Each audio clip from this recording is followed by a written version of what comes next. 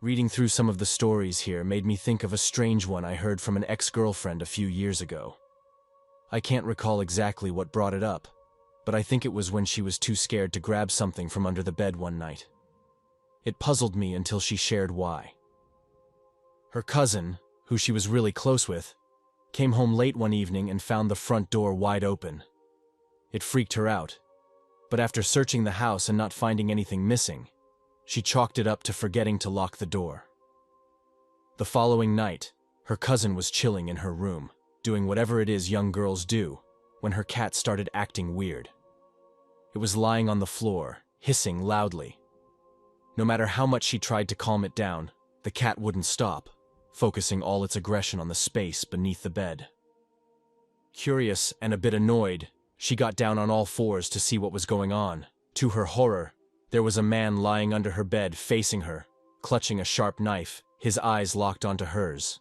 She screamed louder than she ever had before and dashed out of her room, scooping up her cat as she ran. Her parents rushed over, and she hysterically explained there was a guy with a knife hiding under her bed. Her dad slammed the bedroom door shut, trying to keep the intruder trapped inside while they called the cops.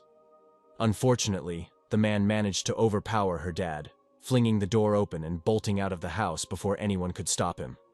Luckily, no one got hurt, but they never caught the guy. Ever since hearing that, I've been grateful that my bed is too low to the ground for anyone to hide under it.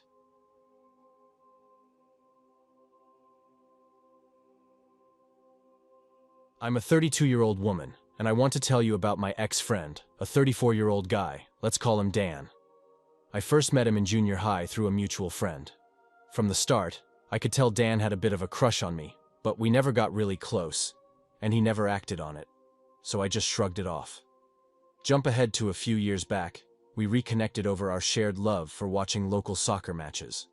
I had moved to a nearby city for college while Dan stayed in our small hometown, a good 5 hours away. During that time, Dan got married to a sweet woman who I met a few times. Once they even visited me in the city. Every summer we'd catch a couple of baseball games together. One year, we decided to take a trip to a nearby city, about 3 hours from where I lived, to catch a soccer match on the road.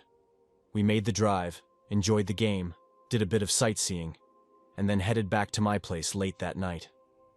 Dan crashed on my sofa and left the following morning. This is where things start to get weird.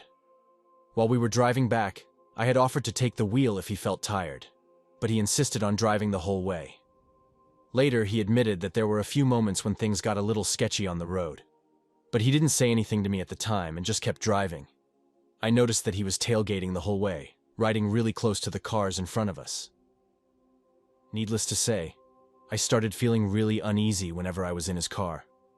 A few days after our trip, I shared a picture of a casserole I made on Instagram. Out of nowhere, Dan messaged me through 3 different platforms: Facebook, Insta, and text, saying he'd love to come over for dinner and could be there in no time. Mind you, there's still a 5-hour drive between us. Plus, I knew his marriage was on the rocks. His wife had been in a serious car crash before they met, and she was still dealing with the aftermath. She had good days and bad ones, and Dan had mentioned that this put a strain on their relationship. Knowing all this, and considering I always had a hunch he might have feelings for me, I decided to set some boundaries and asked him to give me some space. Unsurprisingly, Dan ignored my request. I ended up posting a warning on Facebook for our mutual friends about his odd behavior and blocked him everywhere. I also told him directly to stop contacting me. Since then, I've moved, and Dan has no clue where I live now. I've made sure to tell my friends not to share my new address with him, and they've all been supportive, admitting they've noticed some weird changes in him too. A few years passed, and I thought I was in the clear. But then, out of nowhere, Dan tagged me in a year in review post where he included a photo of himself burning the book I'd written. The kicker? He did this from a brand new account I hadn't blocked yet because I didn't even know it existed. I blocked that one too, and posted another update for my friends, who were quick to offer support and advice. Since Dan hasn't made any direct threats or tried to physically stalk me, I can't really take legal action against him. But the joke's on him anyway. He already paid for my book, and there are still hundreds of copies out there in the world. Plus, all the original files are safe on my and my publisher's computers.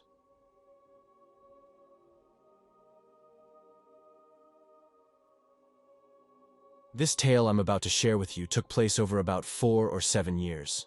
Names, of course, have been changed. It all started when I was in college and met this guy named Mark.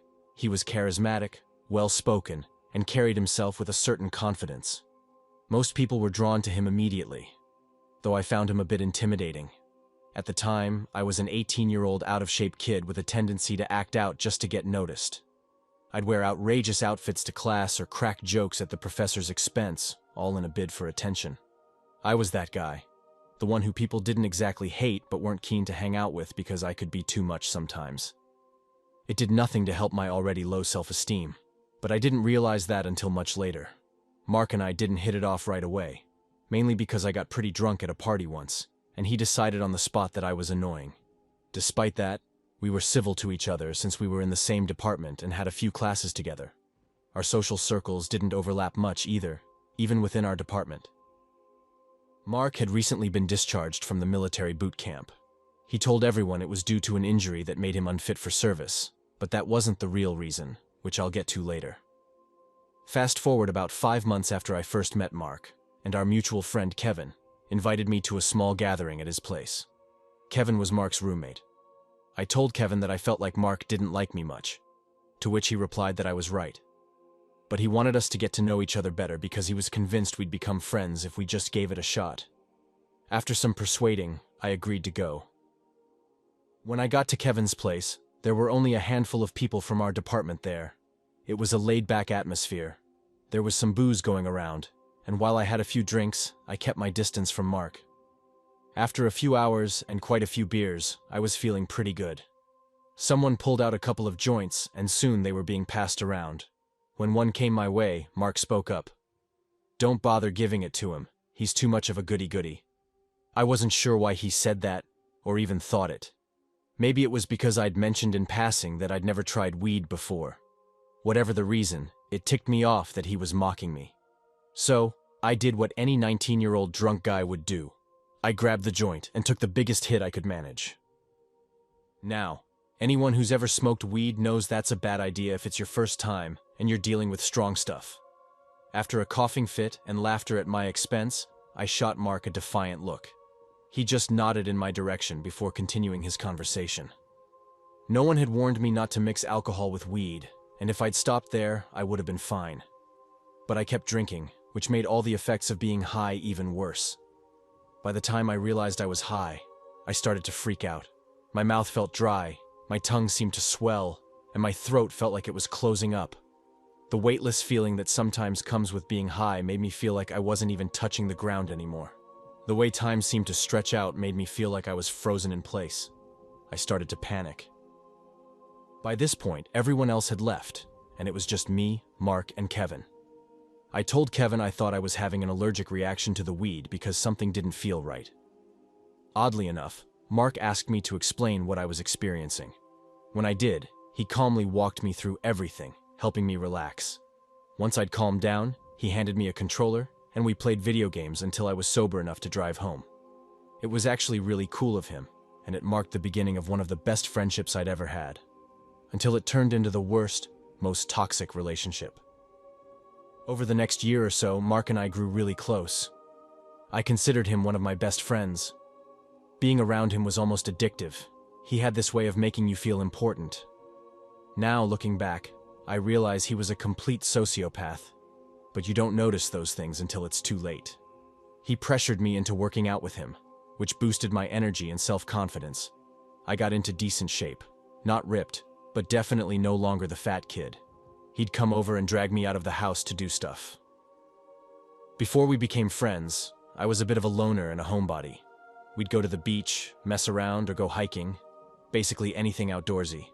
For the first time in years, I felt good about myself and was genuinely happy. Then there was Emily. Emily was the love of my life, the one that slipped through my fingers. Or rather, the one I foolishly let go twice during our 4-year relationship, because I was scared.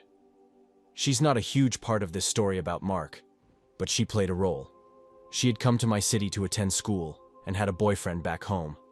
But we clicked immediately. And before you ask, no, we didn't hook up or anything while she was with him. She made her interest in me clear, and I made it clear that nothing would happen while she was seeing someone else. She told me she was thinking about breaking up with him because he was controlling and kind of a jerk. The next day, she walked up to me and kissed me full on the mouth. When I started to pull away, she laughed and said, "I broke up with Alex last night. You're mine now." I grinned, and just like that, we were together. Sorry for the detour. This part doesn't have much to do with Mark, but it was such a happy time in my life, and I would never have had the confidence to pursue someone like Emily if it weren't for Mark. The year after Emily and I got together was pretty uneventful. I'll admit there were some warning signs with Mark that I either didn't see or chose to ignore. Looking back now, one of the most glaring was the day Mark showed up while I was hanging out with Emily. She'd always gotten a bad vibe from him, and rightly so when he arrived, she left for class about 45 minutes early. As she walked away, Mark said, "I could steal her from you if I wanted to." I gave him a startled look, my heart racing at the thought that my friend might actually want to and could take Emily away from me. He laughed at my expression and added, "Don't worry, I'm not interested in her. She's a 6 at best. She's good enough for you, but I prefer my girls thinner and a lot hotter. I just wanted you to know that if I wanted to, I could take her." It's worth noting that Emily was slender, though curvy, and absolutely stunning in a classic way. I'm not convinced Mark was actually attracted to her. I think he just saw himself as an alpha and needed to assert his dominance over me, one of his perceived betas. I'm embarrassed to admit it, but it worked. I got upset and told him not to speak about my girlfriend like that, but after he mumbled a half-hearted apology, I just let it slide.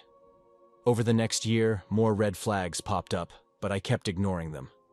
I know it seems like this story is speeding up now, but those first few years weren't all bad. Sure, Mark was starting to show his true nature, but the really awful stuff hadn't happened yet. Also, just to clarify, I was in a 2-year college for almost 4 years. That's how long it took me to get my associate's degree, not that it really matters. Mark started dating a freshman in our department. I heard from others that the relationship was really toxic, with Mark being emotionally abusive, but I brushed it off. The girl he was seeing hadn't spoken up, and I figured Mark was a good guy, right? I hadn't seen anything myself. I convinced myself that people were just misinterpreting Mark's strange sense of humor, painting him in a bad light. I didn't realize back then that the girl wouldn't speak out because that's what emotional abuse is.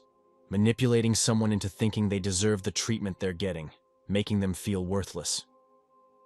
At the end-of-year department party, I proposed to Emily, and she said yes. When Emily and I graduated with our associate's degrees, we decided to transfer to another school together. Our relationship grew stronger without Mark's influence, but I still felt some strange pull toward him, like I was stuck under his spell. The school we chose turned out to be terrible, so after a year, we decided to transfer again to a better, cheaper college about an hour away. Coincidentally, it was the same school Mark had transferred to.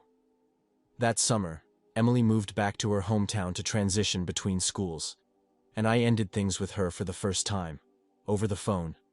It was a jerk move, I know, but we were 5 hours apart since I stayed behind to live on campus and work, and we just couldn't find time to see each other. My only excuse was that I got scared of the commitment. I always said that when I got married, I wanted it to be forever. I started overthinking and wondered if Emily was really the one I wanted to spend my life with. When I moved to the new city, Mark helped me find an apartment in the same complex where he and Kevin, the friend from earlier, both lived. We were in different buildings, but the courtyard between them was only about 30 feet wide. I could actually see into Mark's basement apartment window from my second-floor place when our blinds were open. Sometimes I'd glance out while playing video games or something, and Mark would catch my eye and wave me over. I'd immediately shut off my game and head over to his place to smoke some weed and watch one of his 4 DVDs for the millionth time. During this period, I became a heavy drinker. I'm pretty sure Mark noticed what was happening, but didn't say anything, because he wanted to hold it over me later. He probably even encouraged my drinking a bit. He started using the same pushy tactics he used to get me to work out, but this time to drag me out drinking. If I told him I had an early class or needed to finish homework, he'd brush it off, saying we'd be back in plenty of time for me to get stuff done or get some sleep. We'd often stay out until 2 a.m. when the bars closed, or later if I met someone cool and decided to hang out at their place afterward. If I said I didn't have the money, Mark would promise to cover me. But at the end of the night, I'd get a bill I could barely afford, and he'd explain that he only meant he'd pay for the first couple of rounds. If I drank more, that was on me. Several times I had to borrow money from him to pay rent, which only tightened his grip on me. Let me take a quick break to address the obvious. I know all these problems were my own doing. I could have controlled my drinking, said no when Mark asked me to go out, or realized sooner that he wasn't going to pay my tab or get me home early. I take full responsibility for that. But something you need to understand about Mark is that he was a master manipulator.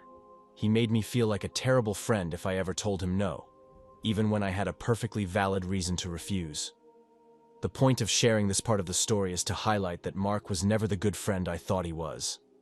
A real friend would have pointed out that I was drinking too much. Would it have stopped me? Probably not, as I know from other friends who tried to intervene. But at least in hindsight, I could have said, you know, Mark tried to help me. He was a good friend. But that's not the case. Anyway, back to the story. A few months after moving to the new city, Mark introduced me to a friend of his from out of town, Jessica. She was a stunning woman with dyed red hair and a pixie cut, thin but athletic, with a face that could stop traffic. She was basically every straight guy's dream. On top of that, she was smart, funny, quick-witted, compassionate, and kind. I quickly developed a crush on her but figured she was way out of my league. Still, I asked Mark if she was seeing anyone, because by then, I had a bit of confidence. He told me she wasn't and asked if I liked her. I admitted that I did, and he assured me he'd try to find out how she felt about me. A few days later, I found out Mark was now dating her. It threw me for a loop because when he introduced us, they'd kept joking about how they weren't interested in each other and would never work as a couple. Even then, I had a nagging feeling that Mark had used his psychological tricks to get her to date him, just to assert his dominance over me again. But I shrugged it off, happy that Mark had found someone to take his mind off that freshman he dated years ago. He'd never stopped whining about missing her after she finally told him to get lost one night when he called her fat. She couldn't have weighed more than 95 pounds soaking wet. Over the next few weeks, I noticed that Jessica was looking more and more tired and worn out. When I asked if she was okay, she'd just smile and say her workout routine was wearing her down. We'd started becoming friends, so I told her not to hesitate to come to me if she ever needed anything. She thanked me for the offer, but assured me she was fine. I later found out that Mark was treating her the same way he'd treated his ex, emotionally tearing her down. Apparently, Jessica told Mark about my offer to help, thinking it was sweet of me. And as you can probably guess, Mark lost his mind. I'd never seen him so furious. He stormed into my apartment, banging on the door like he was going to break it down, yelling at me to get my backstabbing ass out in the hallway so he could kill me. I didn't know it at the time, but Mark had just started taking steroids, which partly explained his irrational rage. After nearly an hour of him pacing my living room, threatening me, and yelling loud enough to wake the whole neighborhood, I finally managed to convince him that I had no romantic intentions toward Jessica. The bro code dictated that even if they broke up, I wouldn't go after her because she had dated one of my best friends. Once he believed I wasn't trying to steal his girl, his words, not mine. It was like a switch flipped. Suddenly, we were best friends again, and his earlier anger was forgotten, like it had never even happened. Mark broke things off with Jessica soon after. My guess is, once he realized I no longer had any interest in her, he couldn't use their relationship to manipulate me anymore. I only saw her a few more times after that, but the last time I did, she seemed a lot happier. Another red flag about Mark that I either missed or chose to ignore. About a month after the breakup, Emily and I got back together. She was understandably cautious and distant with me at first. I'd hurt her badly for no real reason other than my own stupidity. Over time, she started to trust me again, opening up more emotionally. That was a mistake on her part, and I hate to admit it, but I may have picked up some of Mark's manipulative tendencies. I'm deeply ashamed of how I treated her during our second time together. Even though Emily and I were back together, she still felt uneasy around Mark. She'd often leave if he showed up while we were hanging out. He never seemed to notice or care that she didn't want to be around him. Things took a turn for the worse when we went to a house party one night and Mark groped her. I'm embarrassed to admit that when she came to me, furious and upset, I didn't immediately believe her. The first thing I said was, "Mark wouldn't do that. Maybe you misunderstood what happened. He smacks my ass and grabs my chest sometimes as a joke. All right, I'll go talk to him." I should have cut ties with him right then and there. I should have taken Emily home, confronted Mark, and knocked him out. But I've always been a people pleaser, and Mark brought that out in me in the worst way. When I confronted Mark, he said he had grabbed Emily's waist to squeeze by her in the crowded kitchen and accidentally brushed against her chest while reaching for a bottle. And I believed him. I went back to Emily and repeated what he told me. After more tears and yelling, she finally just laughed in disbelief. I still can't understand why she didn't dump my sorry, enabling ass right then. But she didn't. When Mark showed up a few minutes later, I explained the situation to him. He put on this fake sympathetic face and then laughed it off, saying, "Man, forget her. Let's find you a hot, drunk chick who'll give you a blowjob." Even then, I knew that was a huge red flag, and I definitely didn't hook up with anyone that night, but I ignored the signs yet again. Emily didn't talk to me for a week, and honestly, she should have cut me off completely. Over the next few months, things were strained between Mark and me, and we didn't hang out as much. Emily and I started doing better now that Mark wasn't around as much, and we even talked about moving in together. But that never happened because I was already thinking about ending things again. I didn't know why at the time, but deep down, I knew it was coming. When I finally broke up with her, there were no tears like last time, no begging to make it work. Emily just looked at me with this cold, emotionless stare and said, "My sister told me not to trust you again. I should have listened. Get your stuff and get out." I wish she'd left it at that, but over the next few years, we ended up in this weird friends with benefits situation. We both knew what the other wanted in bed, and I think we just found comfort in each other when we were lonely. I went along with it, even though I knew there were no real feelings on her side anymore. It was just sex. We never got back together, but we did become a kind of half-assed version of friends for a while. After the breakup, I fell into a deep depression. I didn't realize at the time that it was because I was still in love with Emily. I mean, I was the one who ended things, right? But regardless, I started drinking more and stopped working out. I began gaining back all the weight I'd lost during my first year of college, and Mark noticed. He called me a fat slob, but I didn't mind it much because I was used to being the butt of every joke about my weight.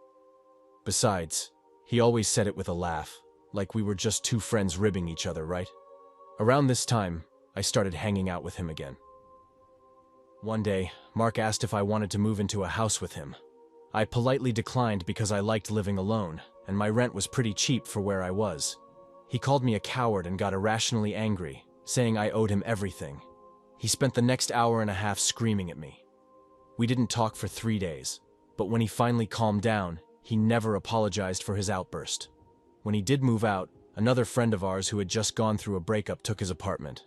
I started hanging out with this new friend, Jake, a lot since he was just across the courtyard, and Mark had moved a couple of miles away. During this time, I met someone through Jake who would go on to become one of the best friends I've ever had, Nick. Remember the friend I mentioned who regularly tried to get me to stop drinking? That's Nick. He was, and still is, the one person I never wanted to disappoint. Even now, being mostly sober, a big part of what keeps me from drinking is the thought of how ashamed I'd be if Nick found out. To me, that's the mark of a true friend. Someone who never asks for or expects that kind of loyalty but gets it anyway. I think Nick was a little uncomfortable with it, but it wasn't something I could just turn off. Nick and I hit it off pretty quickly and started hanging out regularly. It was with Nick and his circle of friends, all of whom I now proudly call my own, that we started a Dungeons & Dragons group that lasted nearly 5 years. Nick will play a bigger part in this story later. Things continued like this for maybe 6 months before I finally decided to take Mark up on his offer and move into his house with him. Mostly because money was tight and my bills would be lower if I did. His current roommates had moved out for whatever reason, and he had a couple of vacancies. I took one room, and a friend of his from boot camp, Ryan, took the other. For a while, things were great.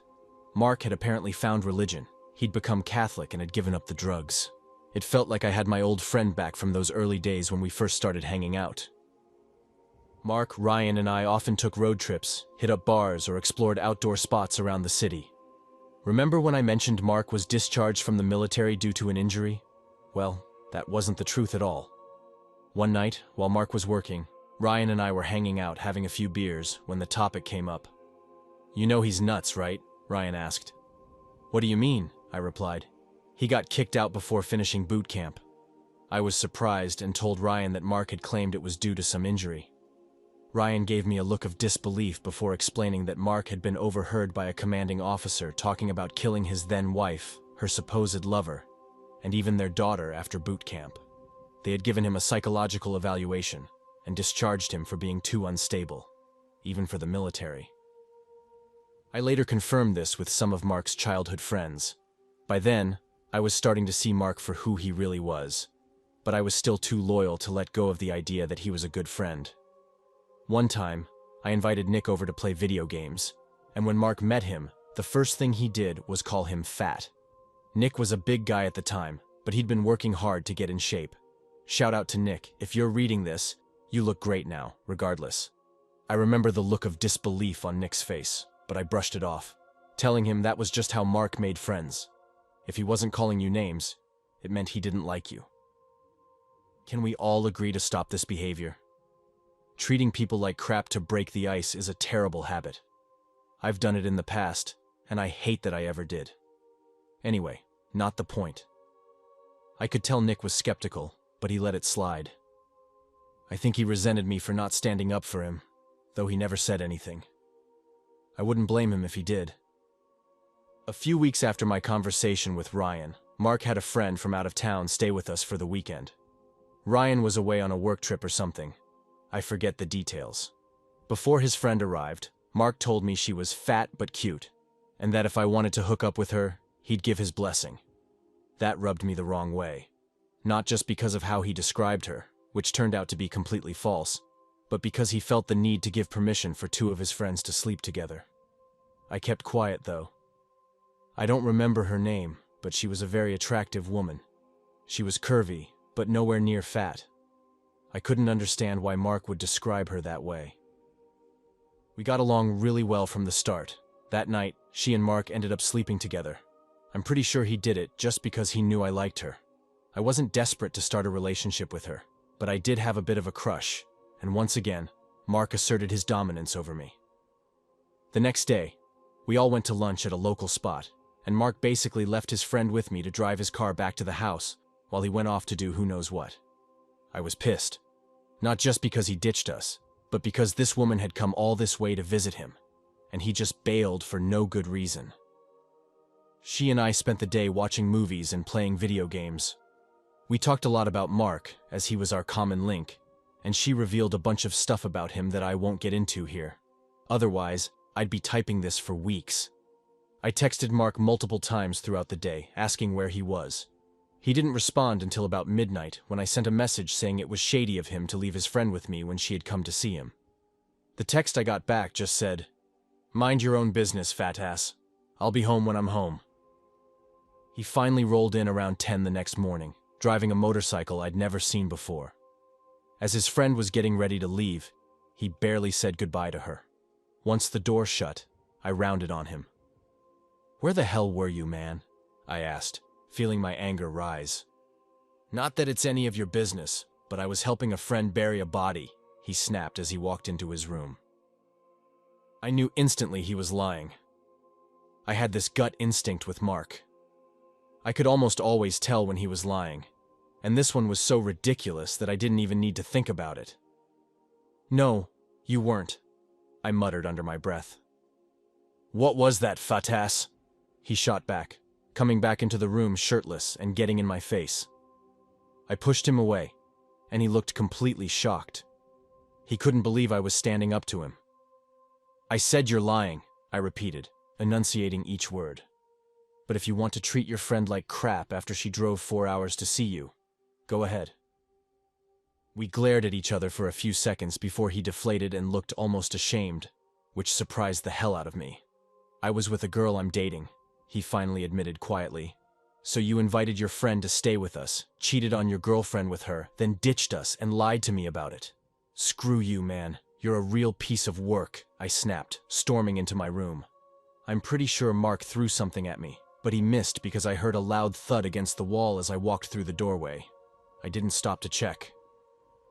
I didn't see or talk to Mark for a couple of days after that. It wasn't until Ryan came back from his trip that things started to smooth over. Ryan noticed we weren't spending time together and were acting cold toward each other. He ended up yelling at us, saying he wasn't going to live with two idiots who couldn't act like adults. Despite things getting patched up a bit, our relationship was never the same after that. Over the next few months, Mark started selling drugs and always had a loaded gun in the house. I specifically remember him telling me one day that some guy was coming over to pay off a debt, and if he showed up while Mark was at work, I was supposed to take the money, count it, and leave it on his bedroom desk. I didn't know what kind of drugs he was dealing, so I just assumed it was a guy who owed him money. I agreed and went back to playing video games after he left for work. Mark got home from work before the guy showed up, and then there was a knock at the door. Mark came out of his room with the gun in hand and signaled for me to be quiet. He opened the door to a man standing on the porch with a wad of cash in his hand. Mark immediately pointed the gun at the guy's face, cocked the hammer back, and started screaming at him to drop the money and get the hell off his porch. As the guy ran off in terror, Mark yelled after him, saying he'd kill him if he ever saw him again. I was freaked out by what I had just witnessed, but I was even more terrified when Mark turned to me with this huge grin after collecting the money from the porch. I just gave him a weak smile and tried to pretend the whole thing hadn't happened. I found out later that Mark had started using steroids again when all this happened. During that time, he would often come home late, completely wasted, ranting about one group or another. The incident that sticks out the most was when he stumbled in one night so drunk he could barely form a sentence. He was rambling about global conspiracies and how the Chinese were plotting to take over the world. He mumbled something incoherent and then suddenly shouted, "King Ling!" followed by more gibberish, ending with, "fucking our daughters." As soon as he said that, he collapsed on the floor and started crying. I had no idea what to do. I knew if I tried to comfort him, he'd likely turn violent. So I just left him there and went to my room. A few weeks after that lovely episode, Mark and I got into an argument about something trivial that I can't even remember. He stormed off to his room, and I figured that was the end of it. Normally, after some time apart, he would calm down. He never apologized, but at least things would cool off. But this time was different. 10 minutes later, he burst back into the living room with a gun in hand, pointing it straight at my face, yelling that if I didn't start respecting him, he might as well just kill me. "You're not going to shoot me," I said, trying to keep my voice steady. Inside, I was terrified. I'd been around guns before, but never had one pointed at me. "Yeah? And why's that?" he sneered. "Because I'm one of the few real friends you have left," I replied. He seemed to consider this for a moment before finally lowering the gun. His face was still full of rage, but at least the gun was no longer pointed at me. "Can you move, man?" I asked, trying to keep things normal. "I'm trying to watch Netflix." We stood there staring at each other for what felt like an eternity, before he finally turned and stomped back to his room. I didn't see him again for the rest of the night. A few days later, Mark and Ryan asked me to sit down when I got home after my third double shift in a row at the restaurant where I worked. I asked what was up, and they said we needed to talk about me living there. I told them it was fine because I was already planning on moving out. They seemed relieved, and I went to my room to get some much-needed sleep. As a side note, while I was moving out, I accidentally broke the handle off the storm door, and Mark lost it. He started screaming at me, calling me every name under the sun, including some racial slurs. I told him I'd replace it, but he just kept hurling insults. Nick was helping me move at the time, and when we got away from the house, he gave me a look that said it all. "I know," I said. "That's part of the reason I'm leaving." "I didn't say anything," he replied. "You didn't have to," I said. That was when it finally clicked for me. I realized that Mark was nothing but a toxic, manipulative piece of trash. It took someone I hadn't even known that long to give me one look for the puzzle pieces to fall into place. I was done with Mark. After I moved out, I only saw Mark once more. I was coming out of class on campus when he pulled up on his motorcycle and tried to make small talk. I made some excuse about needing to get to work or home and walked away. About a year later, I blocked him on all social media after he commented on one of my Facebook posts, calling my mom the C word. I should have done it sooner. About a year after that, Nick and I were at the mall. We were on a tight schedule and needed to hit different stores, so we split up and planned to meet at the food court. I finished my errands first and was waiting by the Dairy Queen when Nick called me. "What's up?" I asked. "I just saw Mark. He was going into the store I was coming out of," he said. He didn't need to say which Mark. He knew all about the mess I'd gone through with him by that point, though I'm sure some of the stories I'm sharing now would even surprise him.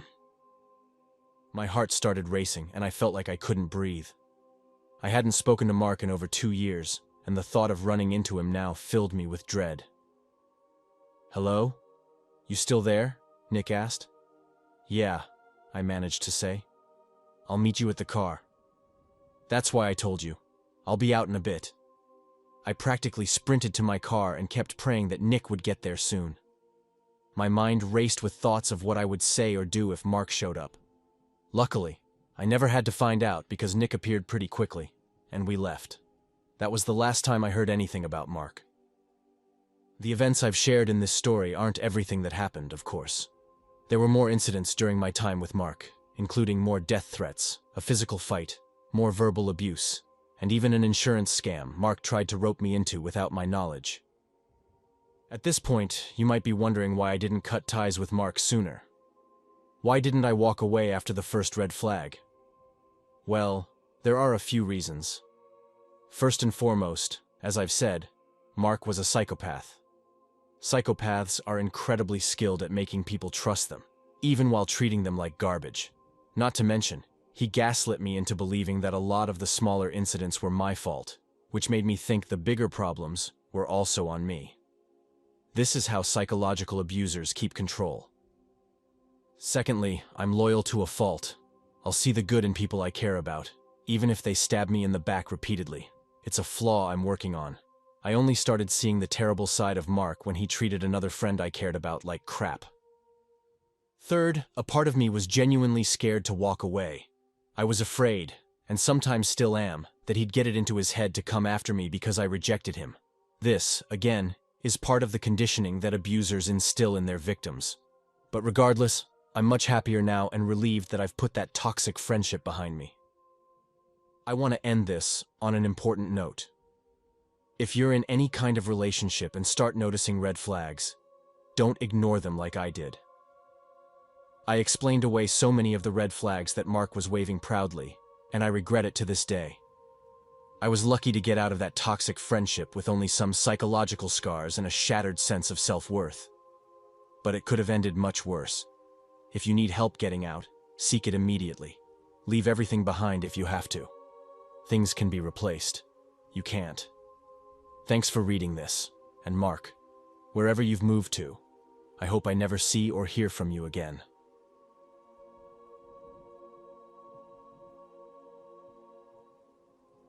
When I was 6, my parents split up. This made my mom move to another small town, chasing a better-paying job since she was on her own now. During the long 10-hour drive to our new home, we made a pit stop in this artsy little town, full of quirky shops and street art. My mom mentioned we were meeting up with an old friend of hers, Patricia. They had reconnected recently after years apart, having been close during their college days. We ended up at this Indian restaurant to have dinner with Patricia. She arrived shortly after we did, and the first thing I noticed was how tall she was, easily over 6 feet. Her wild, curly brown hair had streaks of blonde, and she had these pale blue eyes that almost looked like they were glowing. She was dressed in a mix of bright colors, with feather earrings that swung as she moved, making her look like she belonged in some kind of mosaic artwork. When Patricia reached our table, she greeted my mom with a big hug, then shook my older brother's hand. When she turned to me, I offered my hand, But instead of taking it, she just stared at me with this blank expression, her mouth slightly open. It made me feel really weird for a moment. Then suddenly her face lit up with a huge grin, and she knelt down to give me a tight hug. Dinner went by with them catching up, and afterward, my mom told her in the parking lot, "Just follow us." I didn't realize at the time that Patricia was going to stay with us for a while. She trailed us for the next few hours until we finally arrived at our new home late at night. My brother and I found that a bunk bed had already been set up for us. It was around 11:30 p.m. when we started setting up our sleeping bags, and I quickly claimed the top bunk. Not long after saying goodnight, I drifted off to sleep. But something woke me around 1 a.m. It was the light from the deck, which was just outside our bedroom. I peeked out through the blinds and saw Patricia sitting on the deck, cross-legged, smoking a cigarette. I didn't think much of it and tried to go back to sleep. But then, the light from the window dimmed slightly.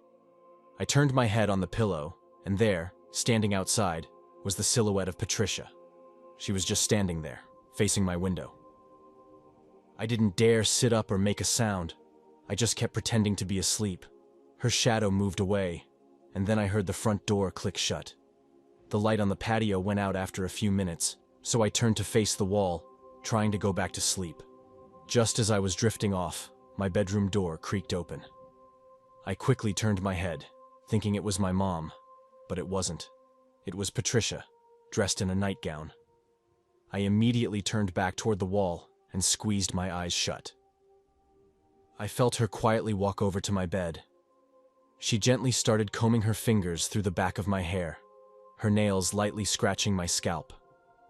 I kept my eyes shut tight, barely breathing, hoping she'd think I was still asleep.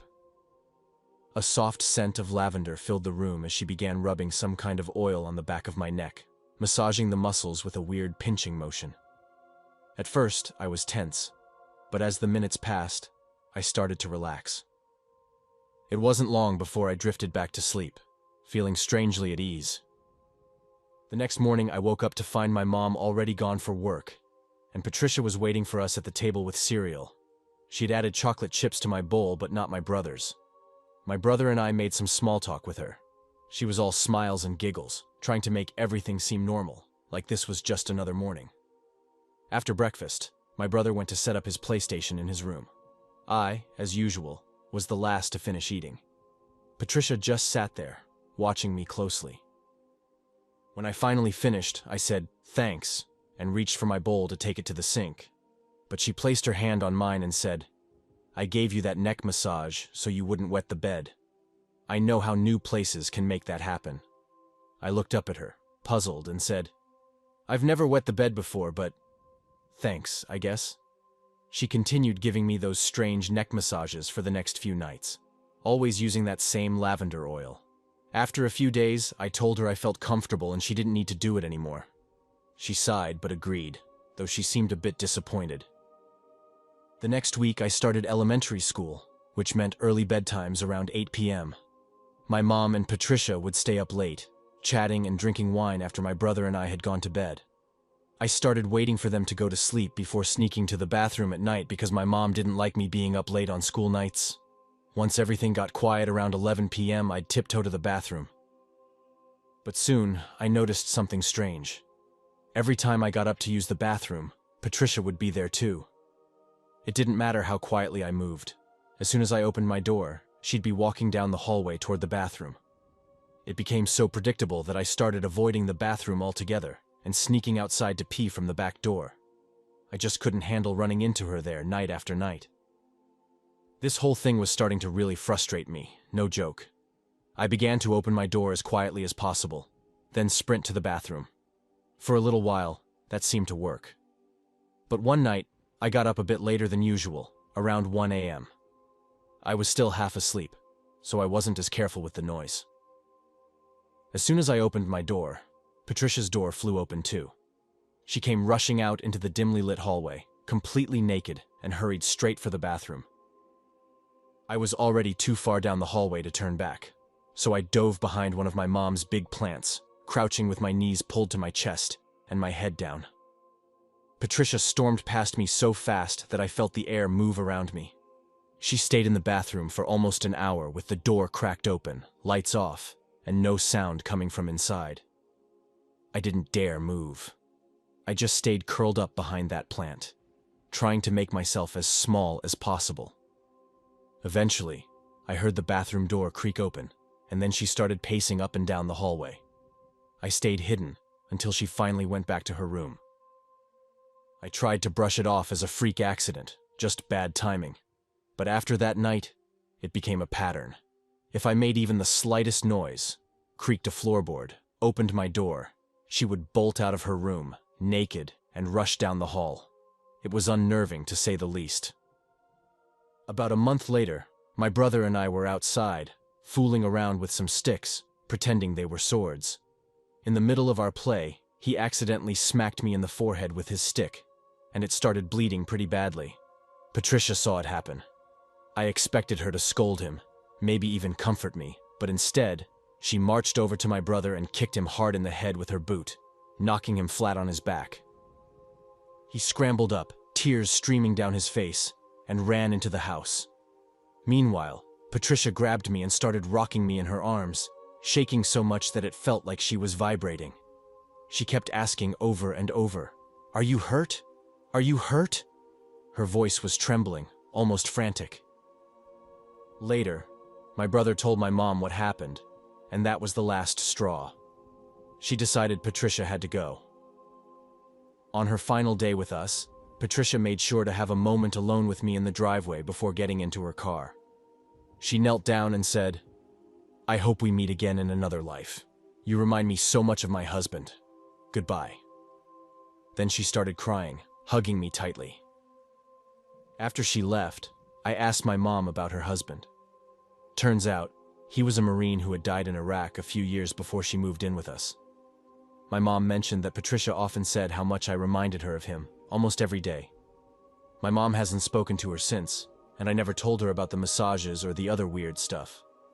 I figured it was better left alone since Patricia was already out of our lives, and bringing it up would just stir things up even more.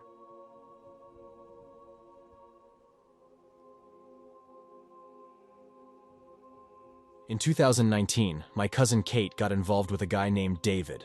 They were really close, and by 2021, they were engaged. But then, Kate messed up and cheated on David with a guy named Mike. Trying to fix things, she suggested they all try a polyamorous relationship with Mike. As time passed, though, Mike became an unbearable roommate and boyfriend, so Kate and David knew they had to get rid of him. But that was easier said than done. Kate first asked him to leave, but he flat out refused. Even the landlord wouldn't help since Mike wasn't technically breaking any rules. Desperate, they decided to give him a reason to leave, and that's when I got involved. I'm a pretty laid-back person, but I'm also 6'3" and can be intimidating. I went over and told Mike he had to go. After a tense conversation with the landlord, who Mike had called for backup, Mike was finally handed an eviction notice and kicked out. But Mike wasn't done. He admitted that he was only sticking around for Kate, who would have guessed, and that he wasn't giving up on her. What followed was straight out of a horror movie. He started stalking Kate, following her home, waiting by her car at the grocery store, just being a total creep. And it wasn't just her. He started keeping tabs on everyone in the house, including me. I even caught him watching me in the college parking lot one day. We all agreed something had to be done. That night, I went over to Kate's place and told her what had happened. Kate had reached her limit. We called Mike and told him to get lost, warning him that we'd call the cops if he showed up again. We all went to bed thinking that was the end of it. But man, we were so wrong. It was exactly 6:30 in the morning. I was jolted awake by what sounded like heavy pounding, almost like a drumbeat, shaking the entire house. It didn't take long to realize it was David at the front door trying to break in. He was slamming his fists against the door, desperate to get inside. Knowing how unhinged he was, I had brought a gun over to Kate's house the night before, just in case. I shouted, "If you're ready to die, I'm ready to pull the trigger." That seemed to get through to him. When the cops arrived, they weren't thrilled about my threat, but given the situation, they let it slide. A month later, I was hanging out at Kate's place again, just relaxing and playing some video games. I was thrashing David's character in Mortal Kombat like usual when I noticed something out of the corner of my eye. I looked up and there he was, staring right at me through the window. My heart nearly stopped. It was like feeling a bug crawling up your neck. The moment he realized I saw him, he took off, but I couldn't shake the feeling for the rest of the night. A few nights ago, I crashed at Kate's place again. I woke up in the middle of the night, my head pounding. I needed some painkillers and maybe a glass of water, so I headed to the kitchen. But when I got there, I froze. David was standing in the dark, holding a huge knife in his hand. His eyes were wide, pupils blown out, and he looked like a wild animal. He muttered, "It's not what it looks like. I'm just here to stab Mike in the face. I love her, and everything was perfect before he came into the picture." Without thinking, I rushed him. Somehow, I managed to knock the knife out of his hand before he bolted out the door. When the police finally caught up with him, they told us they couldn't hold him for long. Apparently, he was still technically a tenant, and the eviction hadn't fully gone through yet. They said we needed to get a restraining order if we wanted to keep him away. So, why am I writing all this down? Honestly, it's the only way I can try to make sense of everything that's happened. I keep telling myself that eventually, he'll slip up and get arrested for good. But as long as he's out there, I can't help but feel this constant fear, for myself and everyone I care about. Sleep doesn't come easy anymore, and I'm always on edge, waiting for the next time he shows up.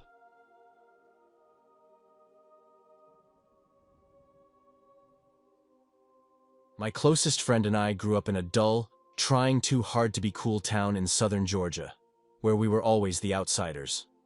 We first met back in the 6th grade, when I overheard her talking to someone else about Pokemon, which was pretty much my 12-year-old obsession. We hit it off immediately and became inseparable. Soon, we were spending nearly every weekend together. Sleepovers, birthdays, family events, you name it. We were basically family. She was the first person I told when I realized I was bisexual, and I was the first one she confided in about being trans. Her home life was chaotic, but honestly, mine wasn't much better. We often found solace at each other's houses. Like I said, we became like siblings. Her dad was a heavy drinker, strict, and had a quick temper. Her sister was this snobby girl who quickly became part of the popular crowd when we started high school. And her mom was this wannabe vegan hippie who hadn't quite moved on from the 70s. When I was 24 and she was 23, she crashed at my place for another one of our late-night hangouts after yet another argument with her mom. She had just been fired from her job at Target, and I was about to start my first shift at a local burger joint the next day. The next morning, as I drove her back home, she excitedly told me she was going to apply for delivery jobs since she finally had her own car. I was thrilled for her. It was the first time she was taking charge of something like that on her own. Usually, I was the one nudging her to apply wherever I was working, even though she never stuck around long. My first day on the job went pretty well. My coworkers were friendly and tried to get me to open up more. The manager liked to mess around, trying to get me to use slang I wasn't comfortable with. It wasn't a long shift since it was just training, but I had been up early, nervous about starting my first job in a while. I got home around noon, told some online friends that the day went well, and by 5 p.m., I was ready to crash, exhausted but content. As I was about to crawl into bed, I got a message from her on Discord, venting about yet another fight with her mom and asking if she could come over. By this point, I was starting to get tired of their constant arguments. I had been mending my relationship with my own family and reconnecting with some friends, and I had given her advice countless times on how to handle things better. But in my tired state, I just told her to figure it out on her own and fell asleep. Around 8 p.m., I was jolted awake by her barging into my room, clearly panicked.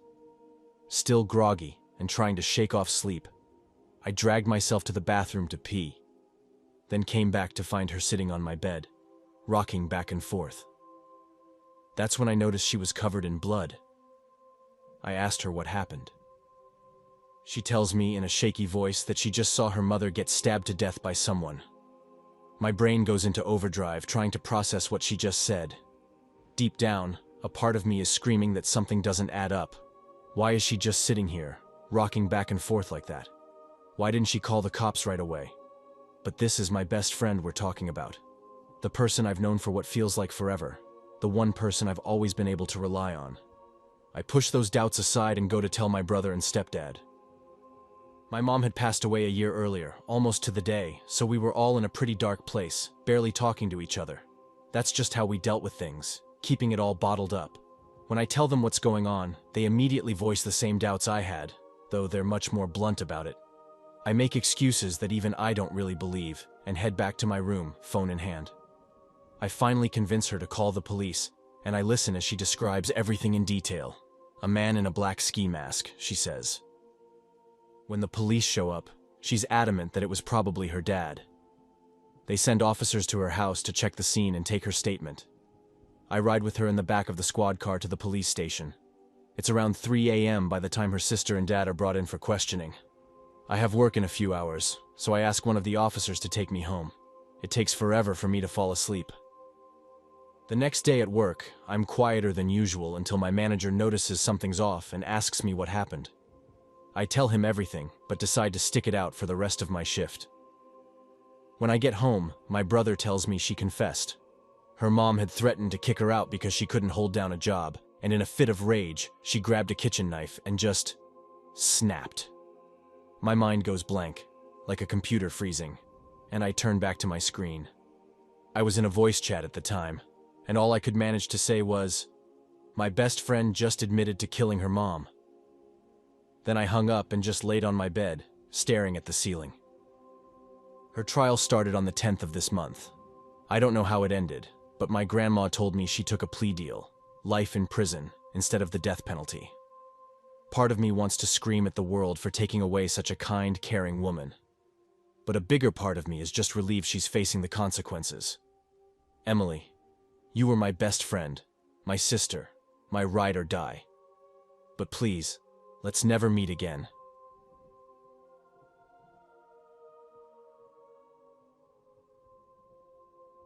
Hey Reddit, I gotta share this crazy story with you all. First off, I want to be clear.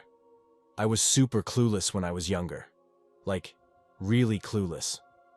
My ex never hit me, but he messed with my head big time. For 6 years he played mind games, twisted things around, and did some pretty messed up stuff to control me. I kept forgiving him, because I thought he cared about me, and I felt like I belonged to him since we'd been together so long and I had his ring. I was 19 when I finally got out of there. But then he started sending me messages everywhere. Facebook, texts, emails, even from random apps. Always the same thing. I'm still here. Every single month like clockwork. Same time, same day, same words. This went on for 8 freaking years, and I couldn't do anything about it. He wasn't technically breaking any laws, so no one would help. I just kept blocking each new account and tried to move on with my life. About 6 weeks ago, the messages suddenly stopped. I'm pretty sure I know why. I got engaged to this awesome guy and posted about it online. The same day my ex sent his last message. It's like magic. The messages just vanished. I think in his warped mind, I'm not his anymore because I'm gonna marry someone else. It's the only thing that makes sense to me. But I've got this feeling it's not over yet. So, yeah. To my ex of 6 years, let's hope our paths never cross again.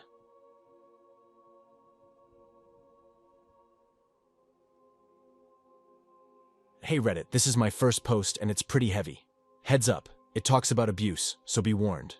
I'm a 20-year-old girl. I met my ex, a 25-year-old guy, in August 2018. We didn't start dating until I was almost 19, because he was living with his girlfriend. He claimed they were just roommates, but I found out later they were still hooking up. Meeting him was the worst decision ever. At first, everything seemed great, like most relationships. I sent him some pics, boyfriend stuff. Big mistake letting him keep them. I noticed they kept texting, so I snooped on his phone. He was telling her he still had feelings for her. It hurt bad, and I confronted him. He said sorry and swore it wouldn't happen again. I made him text her about us dating. She was furious. She stopped paying for their place and helping with his car. He'd quit his job at McDonald's and refused to do DoorDash because I need to practice Fortnite to become a pro streamer. I worked like crazy, but lost my job when the boss wouldn't let me work without a doctor's note. So I ended up doing his gig while he played games. Before him, I had $3,500 saved up. He used my card for everything: phone bills, car payments, rent, weed, fast food, new Fortnite accounts, and expensive in-game items. He kept losing accounts for being toxic, but worse was coming. I discovered he was using an old phone to watch tons of porn, make dating profiles, and run fake Instagram accounts pretending to be a woman. I called him out and said I wanted to leave. He freaked out, jumping around crying, promising to change. I believed him.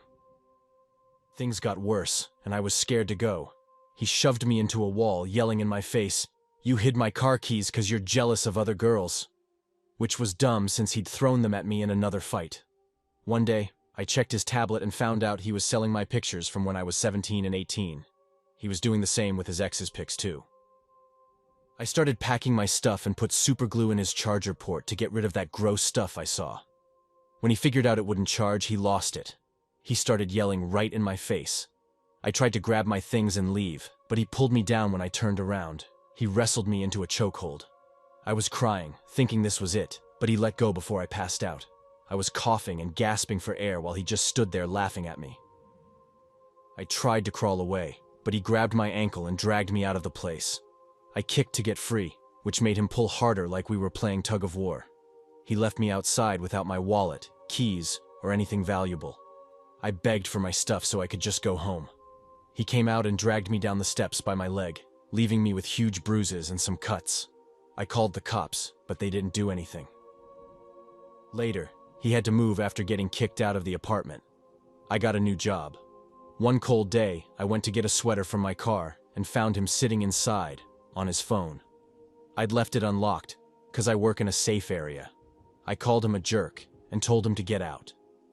He started going around the back, so I jumped in the back seat to lock the doors. He ran over, yanked the door open, and tried to pull me out. I screamed and kicked him. Luckily, someone saw and called 911. They arrested him but just told him to go home for the night. I got fired because of it. He got bailed out and gave my number to other guys in jail. After he got out, he walked 5 hours to my place and was snooping in my backyard when my neighbor spotted him and called my uncle. My uncle grabbed his gun and waited in his pickup for the guy to leave the corner store. He did, but ran off. The ex kept harassing me, saying he'd show up at my graduation and ruin everything. He's made tons of fake accounts on Snapchat, Insta, and TikTok pretending to be me and his other ex. As of today, March 15th, 2025, he still pretends to be high school girls selling our pictures and making fake profiles.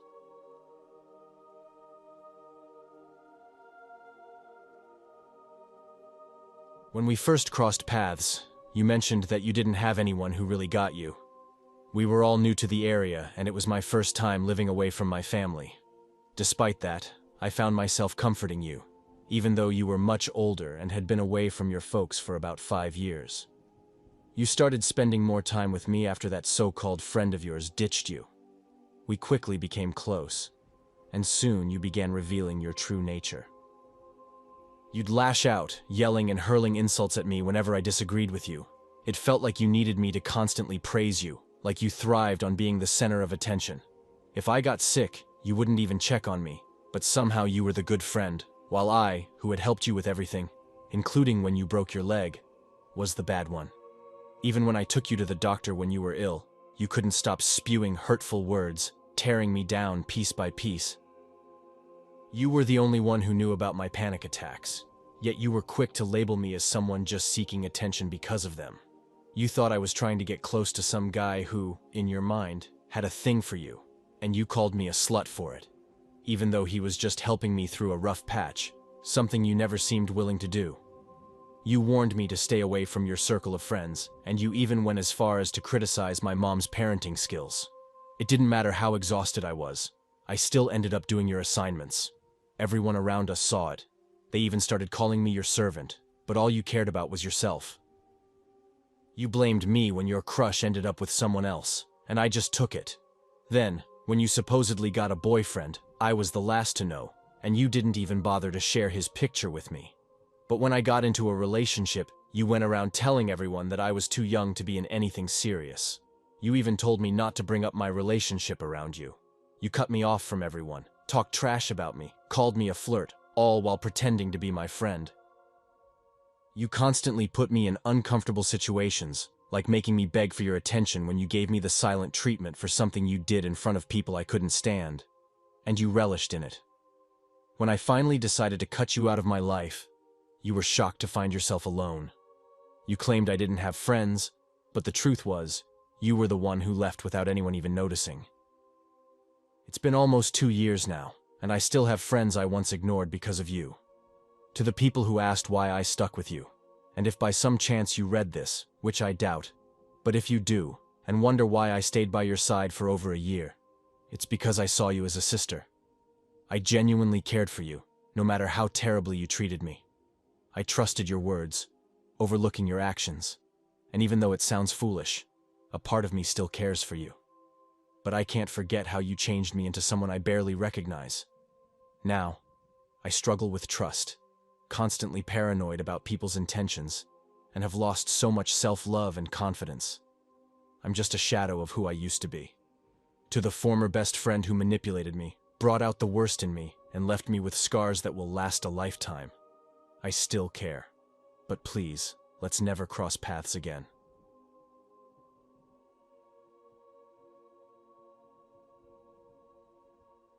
I'll start with a quick background. I was living with a boyfriend who didn't care about my safety at all. He would get really angry if I locked the door, even though we were in a sketchy part of town. He was much older, pushing 29, while I had just turned 20. Neither of us had a car. He was working the night shift at a fast food joint, and I was constantly sick, making it tough to hold down a job. He was into drugs and drinking heavily, and he took it out on me, blaming me for his habits and hurting me when he was high. When I finally gathered enough courage to leave for good, I did it while he was at work. I begged my mom to help me grab some essentials, personal things, and clothes.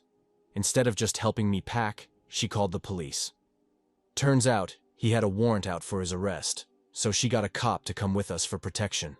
As soon as he got out, he began bombarding me with threats, using different numbers to say he'd kill me and my family if I didn't come back. It didn't matter how often I blocked him. He kept finding a way to reach me. I was terrified but thought I was somewhat safe because he had no car. I was wrong. About 2 weeks into this, he showed up with a friend who was known to carry a gun. He was banging on the door, shouting my name. I was on the second floor, and when he saw me through the window, my heart sank. I dropped to the floor and crawled to my brother's room, hiding in his closet. His window faced the backyard, and for some reason, that felt safer to me. I was home alone, and scared that even my breathing might give me away. I didn't dare call the police, fearing the noise would be too loud, so I texted my mom silently. The cops arrived around 15 minutes after my mom said they were coming. Both he and his friend were arrested. His friend had the gun on him. He didn't. In the end, I got a restraining order against him. I'm now sober and definitely in therapy after everything that happened.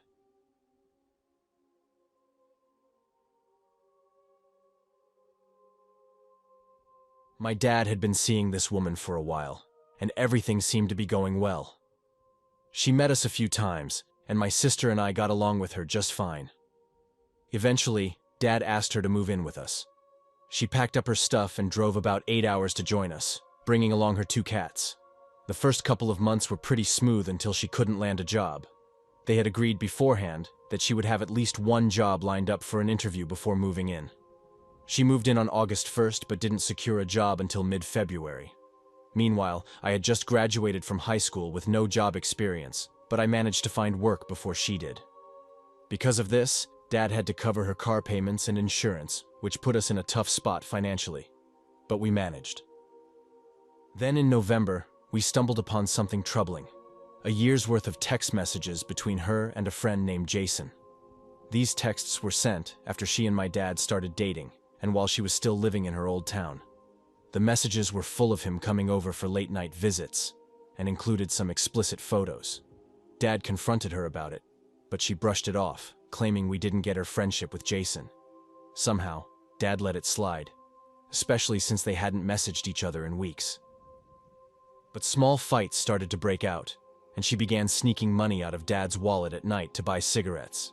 It might sound minor, but it became a nightly thing, and it strained us financially even more. Most of the arguments were about her lying or doing something stupid, and then refusing to apologize. Things got worse as Christmas approached. Dad told her he didn't love her anymore, and that she needed to work on the relationship if she wanted it to last. This meant actually getting a job and cutting out the lies. She said she would, but I told him it was a bad idea to give her another chance. I was fed up with her and wanted her gone. Instead, her lying escalated and the problems piled up. We even suspected she was on drugs because she would come back from drives all jittery and rambling. She started rambling nonsense. One night, she went after me and a friend during another one of their arguments. My dad lost it, shouting, "Pack your stuff and get out. How dare you come after my kids, you psycho?" Telling her to leave was a regular part of their fights, but she never listened. She was emotionally abusive to everyone in the house, especially Dad. It broke him when he found out she'd been getting $1,000 a month from her mom, which could have kept us up to date on rent. We still don't know what she did with all that money. No matter what happened, she always twisted things to make herself the victim. It was never her fault. There was always some misunderstanding. When she started smoking in the garage, the smell would seep into the house. My room is right across from the garage door, and I always keep it open because my cat likes to sleep on my bed. I've got asthma, so I kept waking up coughing, the stench of cigarettes in the air. She also drove recklessly with my little sister and me in the car once. I told Dad, and when he confronted her, she played it down, saying I was being dramatic, that she gets anxious driving at night, and that we were stressing her out. It might seem small, but she put my sister and our pets at risk. We had 2 indoor cats, and her 2 were outdoor cats before they moved in. Her cats got ours to sneak out whenever she left the front door open after smoking. We live right near a big desert lot where coyotes roam every night. After she finally got a job, she didn't want to pay her fair share of the bills. Dad asked her to contribute half of her paycheck every 2 weeks, but she insisted it should only be 25% because there were 4 of us in the house. But my sister and I were only there on weekends since we went to school about an hour away and stayed with other families during the week. It turns out she wasn't even paying her car payments after she started working. She got a repossession notice and hid it from Dad. After everything, ruining us financially, emotionally abusing my dad, putting my sister and me in danger, doing drugs, stealing money, taking stuff from my room, risking the safety of our cats, and so much more, Dad finally gave her 2 weeks to move out. She left yesterday, and all I can say is, let's never cross paths again, because next time, I won't be nice like I had to be before, with all the bitterness I've got, the daughter of the man you wrecked.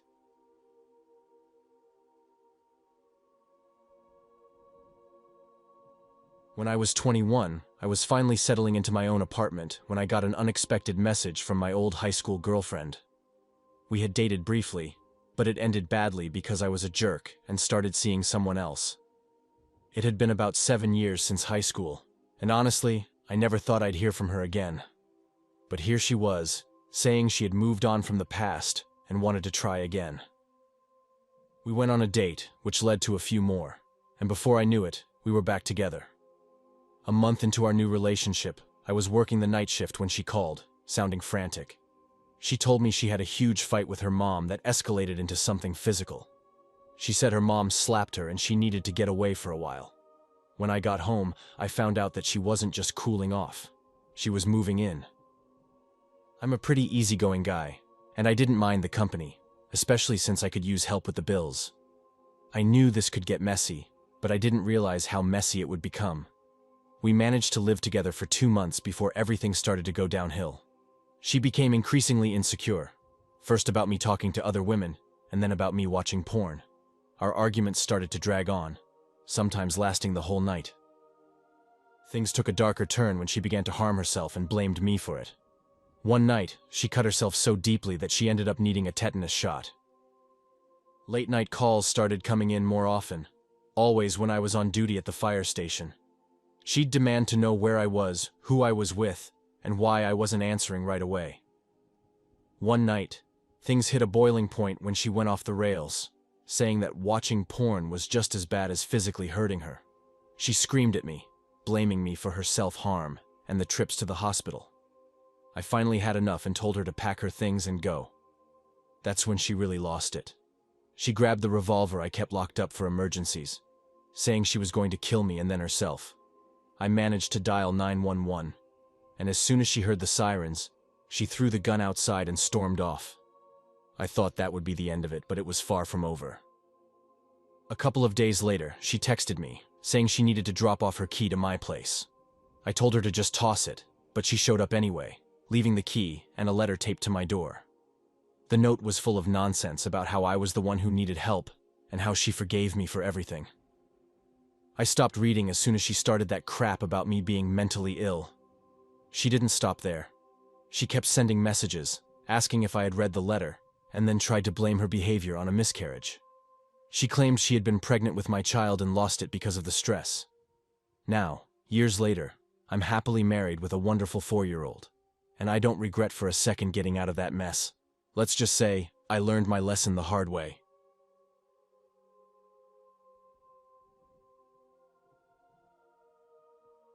Since this happened a few years back, I might not remember every detail correctly, but I'll do my best to tell the story. Let me start with a little background. When I was a kid, my mom and I used to visit my grandparents often, and we'd all go to church together. There was this friend I had at church, and I was always pumped to see him whenever I went. We'd talk about Pokemon and other stuff we were into. Around this time, I was hitting puberty, and he seemed to take a special interest in me. He'd give me hugs and mess up my hair playfully. He was a big guy, always dressed in the same worn-out yellow shirt. At first, it all seemed innocent, and we kind of started a relationship that lasted a few months. Things were fine until we officially began dating. I was probably around 15 or 16, and he was a few years older. One day, out of the blue, he told me he could see angels and that Jesus had given him a sword to battle demons. Yes, he actually said that. As naive as I was, I believed him. I don't know why, but I did. When I wasn't visiting, we'd talk over stream while playing TF2. He'd spin these wild stories about fighting demons and how he communicated through his angel, and honestly, it just kept getting weirder. He'd tell me how I'd be his princess in heaven and that we'd rule together there. That's when things started getting really uncomfortable. Every time he went in for a hug or tried to take things further, I felt this heavy, uneasy feeling in my gut. Eventually, I decided I needed to cut ties with him and end things, but he wasn't having it.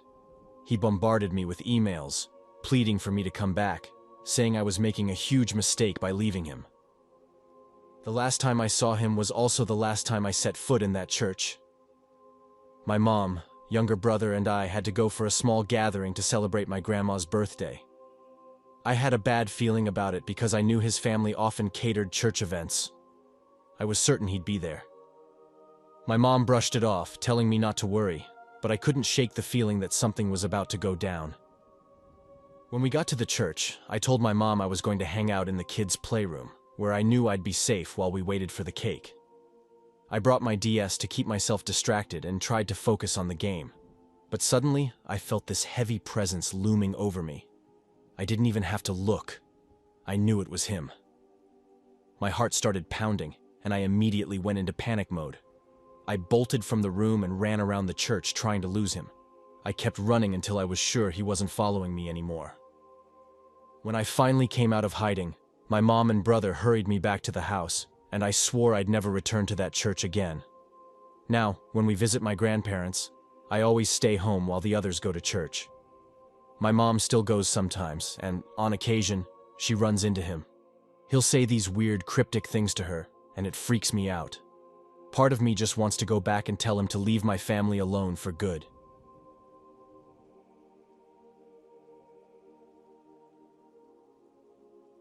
When I was around 15, I had just split up with this girl whose family had a reputation for being really intense. One of her cousins, who I used to be pretty tight with, was rumored to be obsessed with her. One day, my friends invited me out after school, saying this guy wanted to talk things out and that he got why I ended things. Being the pushover that I was, I agreed and met up with them at a park where we all smoked and drank. As the sun dipped below the horizon, I felt an increasing sense of unease. The guy was acting off, boasting about fights he'd been in, like how he'd smashed some dude's face in during a school brawl. That was my cue to leave. I didn't feel safe around him at all. The next day, my best friend and the others who stayed out that night came to school and told me things took a darker turn after I left. Apparently, after a few more drinks, he pulled out a massive kitchen knife and started threatening everyone, saying he was going to stab me in the gut for hurting his cousin. My dad decided it was best if we moved since this guy knew where I lived. But the threats kept coming on social media, lingering for almost 2 years. Then one day, the whole town was buzzing with news. It was all over the local paper. This guy had broken into someone's house and stabbed a man to death before trying to end his own life in the guy's bathroom. When the police found him, he was barely clinging to life, with a mix of cocaine, weed, and booze in his system. An elderly neighbor had heard the chaos and called the cops when they noticed the man hadn't left for work. Now the guy's locked up in a mental hospital. I can't help but feel like I narrowly avoided something terrible.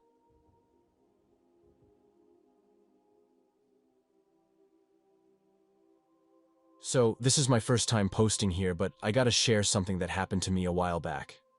My mom and I are far away from this creep now, and we won't ever have to deal with him again. This all went down in 2015, maybe 2016. My mom had just split up with this guy, who I thought might be a better dad than my real one. But he ended things and moved away.